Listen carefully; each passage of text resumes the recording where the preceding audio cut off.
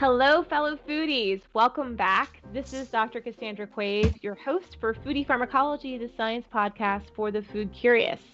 This week on the show, we're revisiting one of my favorite topics, and that is foraging. Our guest today is David Hamilton. David is a forager, a horticulturalist, and an explorer. He's the author of several books on this topic, including Wild Ruins and the Self-Sufficient-ish Bible, and he lives in the southwest of England.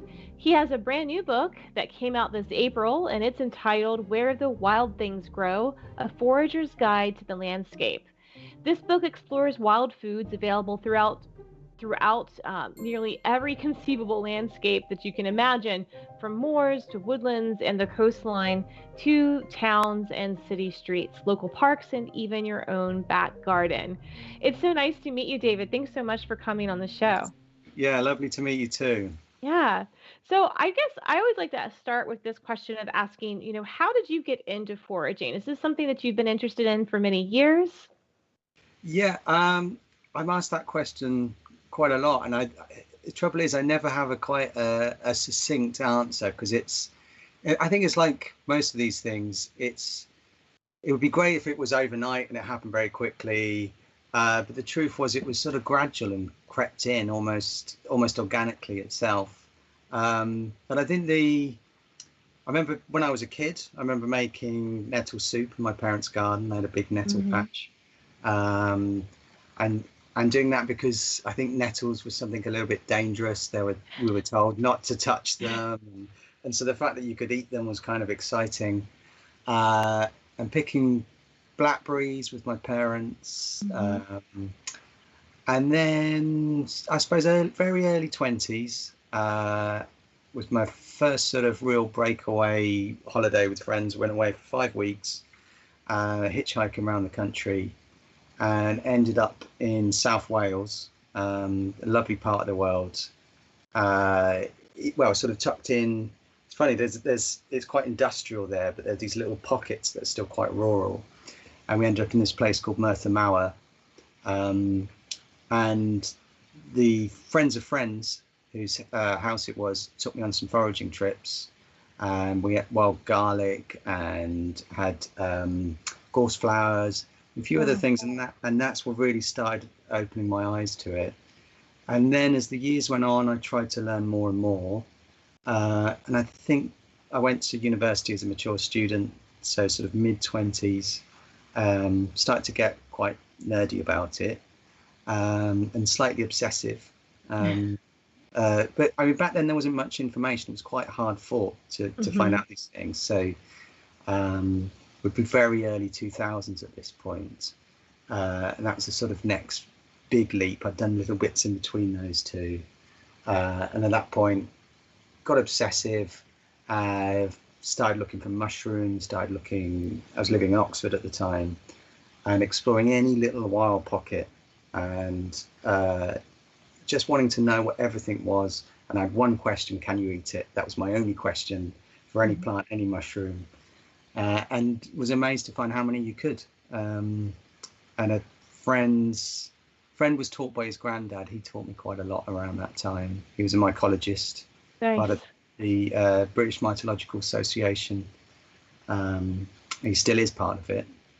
And he taught me quite a lot. So there was like lots of little leaps on the way, meeting other people, and then a lot of self-study so I think the 5 initial years, and then writing about it and teaching about it.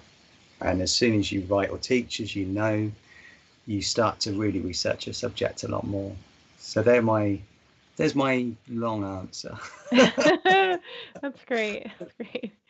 Well, I guess when you think about landscapes and foraging, what can you share with us about the types of landscapes where you can find wild edible foods, in particular in the area where you spend a lot of time there in southwest England? Well, I'm quite lucky where I am. So we're quite close to quite a large woodland, or quite a few large woodlands here, which isn't true for all of Britain. But also and that's great certain times of year for wild garlic, for mushrooms. Mm-hmm.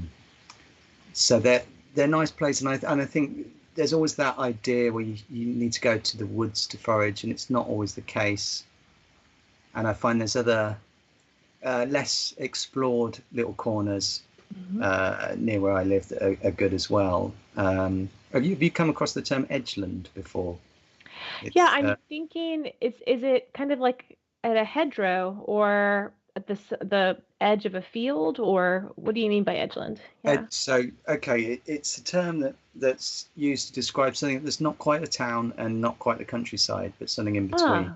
Ah, So okay. it's those edges of it's a fairly new term. So yeah, those. So it could be somewhere that used to be industrial. It could Mm-hmm. be somewhere that has a ruin on it. So that was another one of my passions, is looking at ruined buildings. So we get ruined castles over here. Yeah, yeah. It's like you have some beautiful places to go hunt for food. Yeah. So it's some great places to go, but also just those vacant lots Hmm. where weeds get in. So I know over in certainly in New York State, the Japanese wineberry is quite prolific. I wrote down the name of it because I just know it as the wineberry, um, which I can't find. So maybe we'll edit it out. Okay, no problem. um, there's these little corners uh, next to industrial sites, next to shopping centres, sometimes next to schoolyards, next to where you work, outside hospitals. So anywhere that they put plants are put, and that can be wild, that can be self-seeded, and that can be planted. So the idea of only going to forage places, foraging in the woodlands or only at the coast, is for me that doesn't quite work. It's foraging everywhere. It's there is places everywhere, and I think the edgeland describes those, not the city, not the countryside, but those kind of juicy areas in between where Hmm. plants can really get in and grow. So in your book, you've got a number of really fabulous recipes, and I'm wondering, can you tell us a bit about some of your favorite plants or mushrooms to forage from woodlands versus which ones might you find in more of like an open meadow or kind of disturbed soil areas along the side of agricultural fields, or where do we find all the best ingredients? Okay, good question. So the mushroom side of things. Okay, one of my favorite mushrooms is the hedgehog mushroom, Mm. named because it looks very hedgehoggy. So it's a very good one because it's a good one for beginners because it has spines, Hmm. and no other mushroom has spines in that way. They're either gilled or poured, so there's no lookalikes, especially in the UK at least. Um, it's great. It soaks up a lot of butter. It's great with wild garlic. Uh, and I think my favorite recipe with that uh, is a Siberian mushroom pie. It's a delicious thing. It's something I Mm. came across in an old sort of Soviet era cookbook. So it was an old Russian recipe, and it was just for mixed mushrooms, but it works particularly well with sort of good hearty mushrooms like the Boletus porcini mushroom Hmm. or the hedgehog mushroom. And it's based like have you ever had a calzone? The sort of folded over Yeah. pizza. Yeah. Hmm. So it's very much like that. So it's a bready pie crust, and that soaks up a lot of the inside of it. Juices. Yum. Yes. Yeah, Oh, yeah, it's wow. delicious. Uh, that was excellent, and that was a great surprise to find that, to unearth that, and it's one that I'll come back to every mushroom season. So I think that's one of my favourite mushroom recipes. You were talking about where else to forage. I'll approach those two again, but where else to forage, and some of the ingredients to find. So something we call fat hen, which is a chenopodium. So I know there's very similar plants in the US. Hmm. Pigweed, I think, or lamb's Yes. quarters. Yeah, Landscape. Yep. yeah. And so especially on organic farms, uh, often when you get spent corn and it's been left, it will grow up there. It would often grow in sort of more fertile patches of soil. So you'll see little patches of it. Disturbed field edges, you'll see it growing. And that is, in my opinion, like a more superior spinach and can be used in exactly the same way. And there's a great story in the book where I talk about some friends of mine that came visiting with their sons. We were camping, and next there was an agricultural field next to the campsite, and it had been left for the weeds to grow. So they'd cut the crop and the weeds had been left. And the kids had been playing up all day. That's something I don't go into the book. They were being as kids are, and we needed a focus for them. And so I showed them what this plant looked like. They went into the fields, and they were a good sort of hour, I suppose. Seemed like quite a long time. They were quite quiet and came back with this plant, and then they all cooked dinner that night. That's and great. Plant the next day, and it was fantastic to see kids that had been, they were being kids. They were all boys, 4 boys all together, and they were all just being quite feisty. And then suddenly they've got this focus and they've got something to do, and it's all they needed. And it was a real magical moment just to watch them cook us dinner. That was a great test for them. But I think because they were invested in it, one of the older kids wouldn't have eaten anything green before that. Not my kids, I should say. and then when he got to that stage of just being investing it and doing himself, he had more agency about his own food, and that really fed into the other kids. It was a magical moment. So Great. I think that we used that to make a pesto. That was their main. That was their recipe. So I think that kind of answers your question with a story woven in. Yeah, I love that. I love this concept of giving people agency and ownership over their food and its origins. And I know you also teach workshops for adults. Yeah. What are those experiences like for people that have never foraged before? I mean, as you're kind of teaching them, do you see that they're really, it's just an eye-opening moment for them to really be able to understand and know how to transform resources from the environment into foods that they can eat? Yeah, you do. I do see a transformation with people. What's quite interesting, and there's something that really sticks in my head. It was a few years ago where someone at the start of it couldn't see anything other than green. When he looked at the hedgerows, and there would have been 10, 20 different species intermingled with each other, and he just saw green. And then suddenly I told stories about the plants and pulled them out. I think that particular one was talking about how plants really sort of thrive on different things in the soil, so potassium and nitrogen especially. And he saw really lush looking nettles, dandelions, a few other plants, and he suddenly could spot the different plants and suddenly see the ground elder and the dandelions.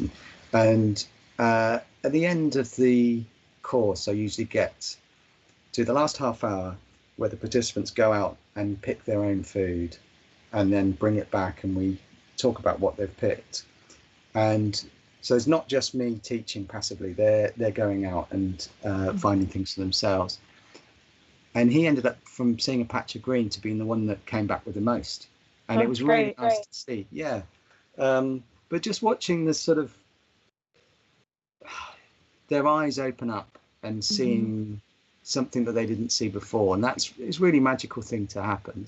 Yeah, I've had similar experiences with bringing students out, not necessarily for foraging, but just learning how to identify plants in the wild. And I think you're absolutely spot on. It's that storytelling, that building of a relationship, of showing them how to have a relationship with different species in the environment. It's just, they go, like you said, from seeing just a sea of green, of unrecognizable, undistinguishable, stuff, to really coming to like, there's that plant, and I remember this plant is used to make canoes by this tribe, or oh, this plant, you can eat. This plant's a poison. Watch out. Yeah.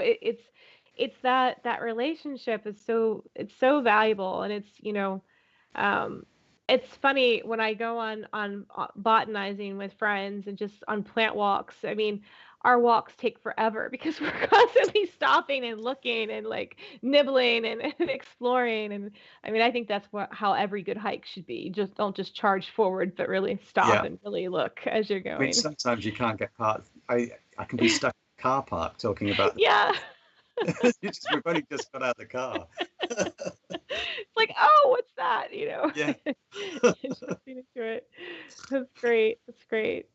Well, one of the recipes in your book that really fascinated me is a plant that we have that grows here in Georgia, and it's Magnolia Grandiflora, these Yes. beautiful, large magnolia flowers, the southern magnolia. And I didn't realize that it was edible. What can you tell us about that plant and how you prepare it? Well, I mean, interestingly, I've been sampling a few more since I wrote the book. Mm-hmm. And in the book, I talk about having a ginger taste, and it does. A lot of them do. Mm-hmm. A lot of magnolias have ginger taste to them, and you can pickle those. You can use that as yeah. You basically pickle it in a sweet pickling vinegar. You just take the petals, or what part of the plant do you Just the petals, yeah, just just the petals. Mhm. The other use is in salads. It's really nice in salads. I don't know the exact plant because it was just growing in someone's garden. Tried some of the petals of that, and it had a basil-like flavor, Hmm. which was really quite. And it seems the more purple the plant, the more purple the flower blossom, the spicier it is. So the more gingery flavors seem to be the two-toned purple and white, and then the more basil-y flavors are the more purpley ones. But it was quite interesting to try those. So I've tried those just in the salad as you would basil. Mm-hmm. That's quite delicious. The pickle is the thing that's mainly used with them. Another one that always seems a bit of a cop out because it's always going to be delicious is to dip it in batter and then deep fry it. That sounds great. It's still vegan, right? It's If you wanna go. vegan. Yeah. You can make a vegan batter and deep fry it. And it does seem like elderflower fritters. They are delicious. Oh, yum. But Yeah, I just harvested a bunch of elderflowers. I'm actually making a liqueur though, so I didn't eat them, and so I'm gonna make a tasty, my own version of Saint Germain. nice. Yeah, yeah, yeah. Yeah. Yeah, it always seems a cheat. Have you read Stalking the Wild Asparagus? Oh no. Your Gibbons. It's a brilliant book. And a lot of the recipes in that he talks sugar, and you do have to do that with a lot of wild foods. I think there's quite bitter compounds that we're not used to, and we have to sweeten them up. And you can train yourself to get used to these different flavors, but often sugar is what's needed. Uh, but I found an interesting point. I'm just going to sort of find an Yeah. interesting point with that. The Mahonia, the Oregon grape, Mahonia aquifolium. So the berries are quite tart, and you really only have them in a small amount. But my son and I were experimenting with them.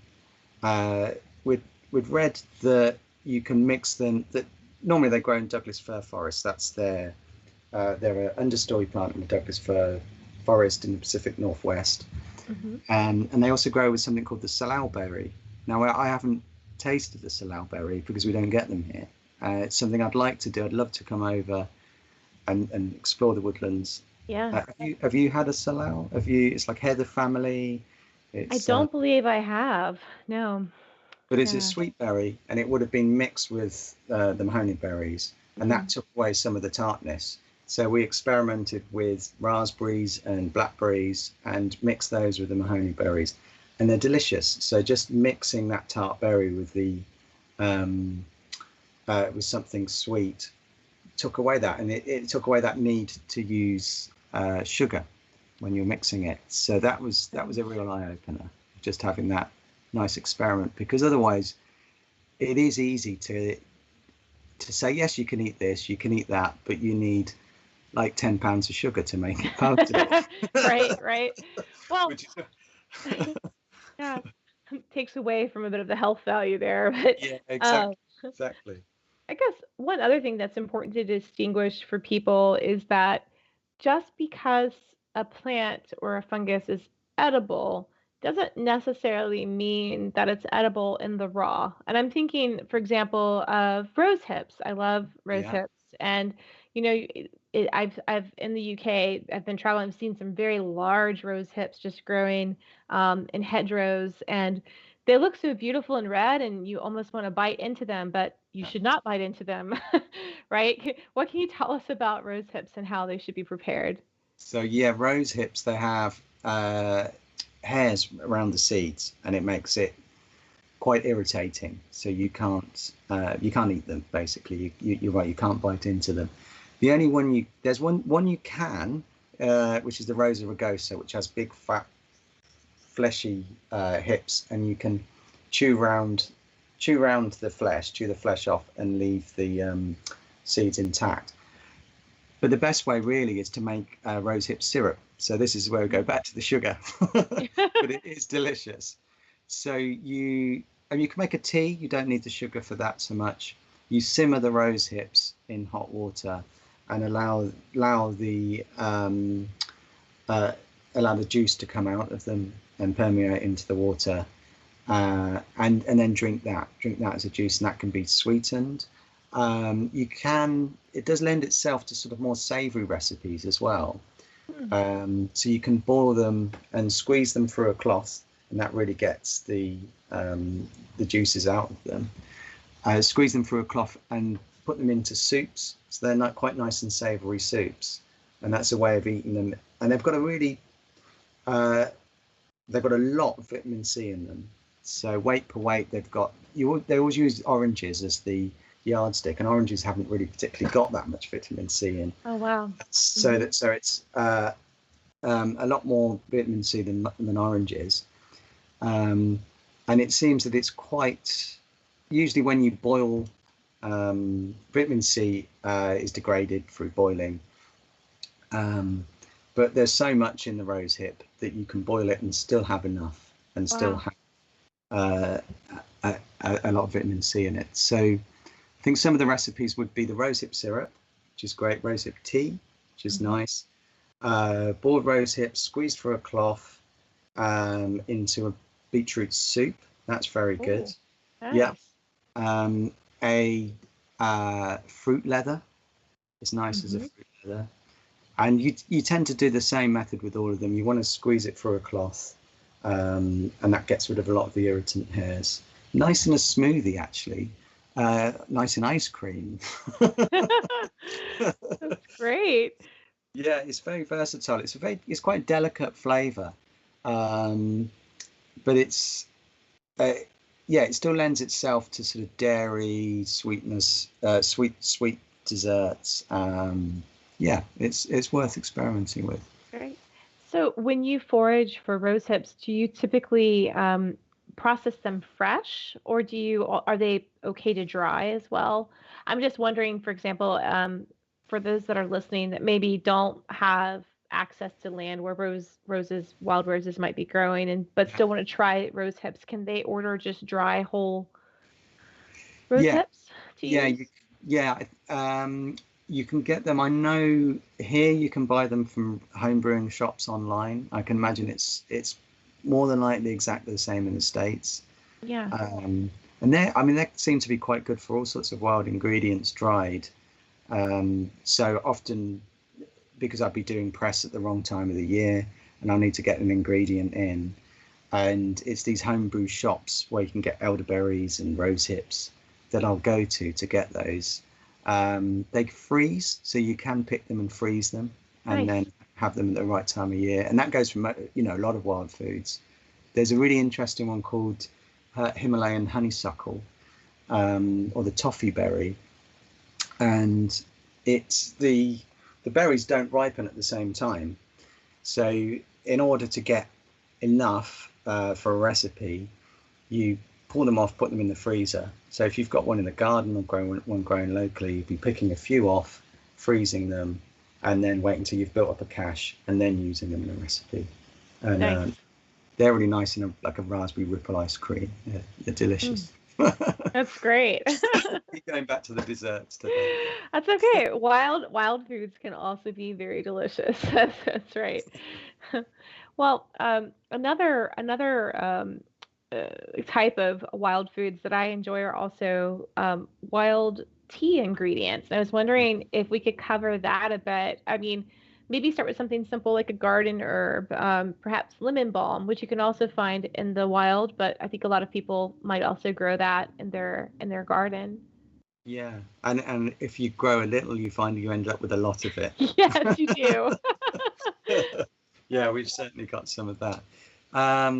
Lemon balm, I mean, it's a really easy tea. It's a handful of the herb, and you put it into hot water. So I put it into a teapot, let it brew, and then have that as a tea. It's nice mixed with other things. It's nice with things like nettle. One unexpected garden one was the peony, and I didn't expect. So the peony blossom, and they have these big, big blooms on them, and you find when a lot of people say this, it seems a shame to make that into tea when you've got such a lovely flower. But as soon as it starts to drop the first few petals, you can take the rest of the flower off. So as if you were deadheading. So then just pick away the blossoms you don't want and use the rest as a tea. And it's got a really nice, smooth mouthfeel to it. It's a really kind of full-bodied tea, and worth experimenting with. And I'd mix that with a plant called Roseberry willow herb. I was going to ask you about that one as well. Yes.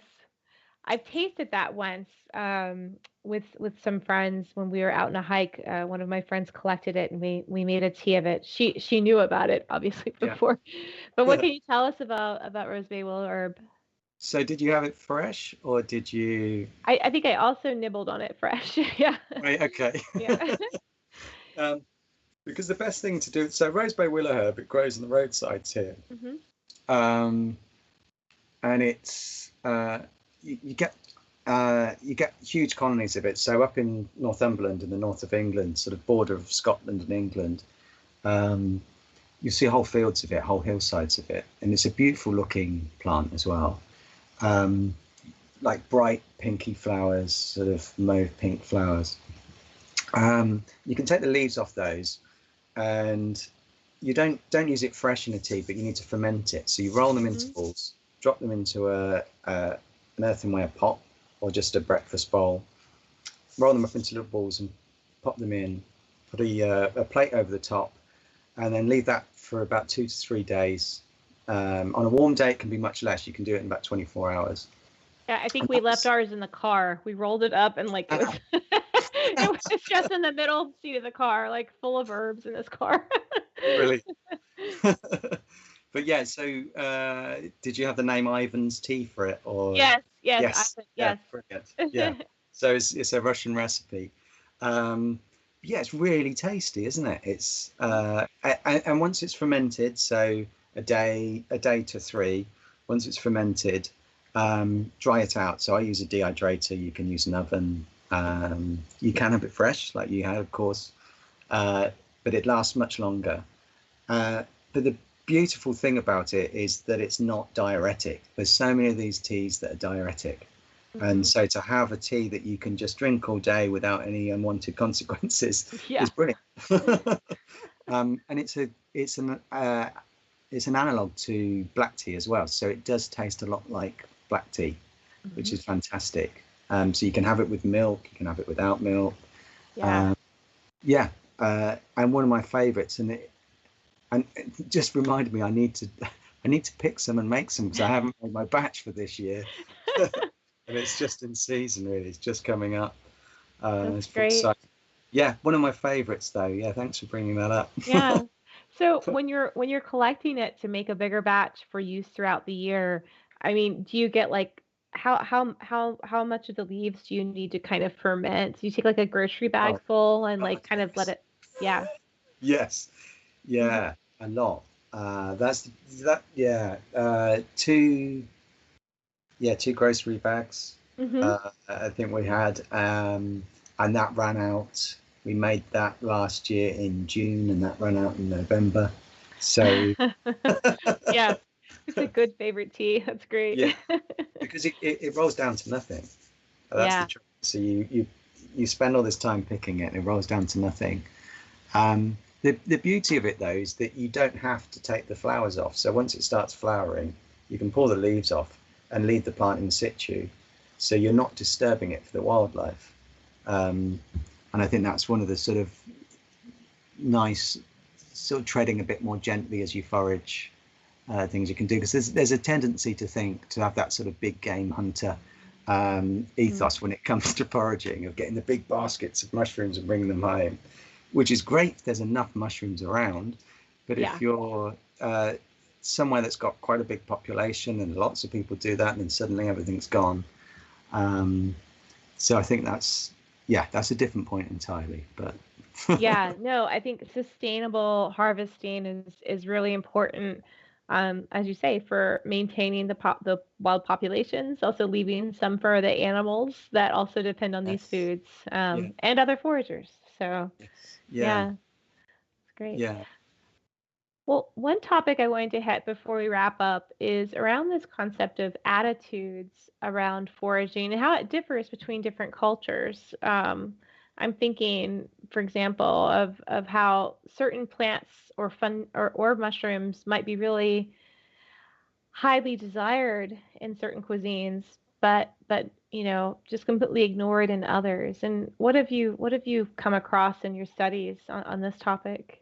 I think the one that springs to mind, because I've got one in the garden at the moment, is the Amelanchier.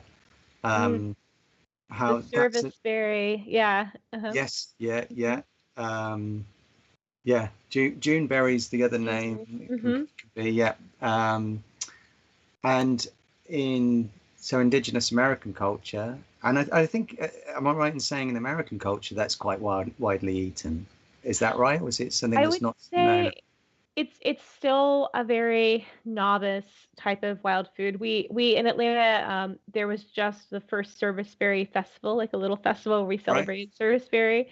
But I think it's more popular in Canada probably, where they call them Saskatoon. There Saskatoon. is, yes, Yes. yeah. Yeah. So it's, Yeah. yeah, it goes by all these different names, but in that genus. Yeah. Yeah. And I mean, they're delicious. They're Hmm. really tasty berries, and it's used as a landscaping tree here, Hmm. but nothing else, and people don't eat it. And it's amazing to see that it's just not known about, not at all known about, and it's something, it's got so you can tell a plant's popularity by how many names it's got. So what did we come up with? The Amelanchier, Saskatoon, Juneberry.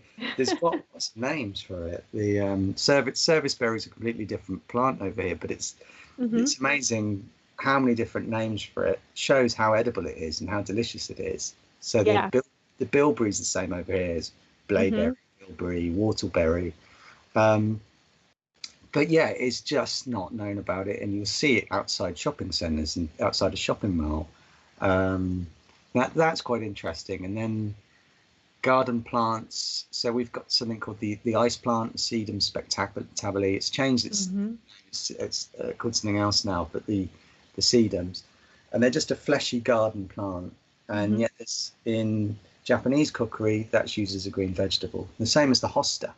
The hosta is a Hmm. garden plant, used a lot in Japanese cookery, just grown in garden centres here. Gardens and garden centres. And it is amazing how the same plant can be treated the same way in a different country. Can be treated totally different in a different country, and there's just and even sort of pockets of people within those countries will treat the same plant differently, like the Amelanchier. Hmm. Yeah, it's an interesting point. It is interesting. It's fascinating. I think it's going back to that relationship to nature. It's so much fun when you realize, oh wow, that shrub I have in my yard is Yeah. actually an edible plant that I can make Yes. something Yeah. delicious out of. I mean, for me, that's definitely going back to the magnolia. I mean, I love magnolias because they're so beautiful, but I was like, ooh, I can also make some lovely pickles for my future salads that Yeah. I wasn't aware of before. So I think there's lots to discover within, places that you might not necessarily expect to have Yes. foods Yeah. growing. Great. Well, David, as we wrap up, can you tell us where can the audience find out more about your books and any workshops that you have that might be coming up? Okay, so this is out. So this is the latest book, Where the Wild Things Grow. Hmm. Um, it's not out in America till September, but it's you can find this in British bookshops. I think it's just recently come out in Australia as well. That's Uh, great. the audiobook's available in America at the moment, and I think the Kindle. So that was one of the books. There's here's the UK version and the UK version of Family Foraging. That's great. Is this guidance on how to do foraging with kids, or what's that one about? So yeah, the Where the Wild Things Grow is definitely a tome and goes into great details, over Hmm. 100,000 words in there, nearly 300 plants. These ones, the Family Foraging's paring it right back. You've got maps of where to find them. There's only 30 plants, well, 30 plants and mushrooms. Um, Simple recipes, simple ID. So very much the sort of introduction level. Introduction. Yeah. Yeah, that's great. Uh, Workshops, davehamilton.co.uk. I put on various workshops. I'm doing a lot of promotion for the books. Um, and find me on Twitter and Instagram, same tag for both, which is at Dave Wildish. Great. Yeah. Well, wonderful. Well, thank you so much, David, for sharing this with us. I had a lot of fun learning about plants, and I really enjoyed reading your book. It was really, really well done and some amazing recipes I'm excited to try. Great, great. Right? Thanks for having me on. Thanks. You've been listening to Foodie Pharmacology, the science podcast for the food curious, recorded on Skype. You can find this episode and all of our other episodes at our website at foodiepharmacology.com. You can also find the video recording of this episode and our other recent episodes at the Teach Ethnobotany YouTube channel under the Foodie Pharmacology playlist. I want to give a big shout out of thanks to the show's producers, to Rob Cohen and Christine Roth of Co-Conspiracy Entertainment. And I want to thank you, our listeners, for tuning in every week. A couple of other announcements. If you have a moment, please go to our site on Apple Podcasts and hit those 5 stars for us. We have over 500 people following us now on Twitter and Facebook, and I'd love to see 500 stars on Apple Podcasts as well. Thanks so much for listening. Stay healthy out there, and I'll see you next time.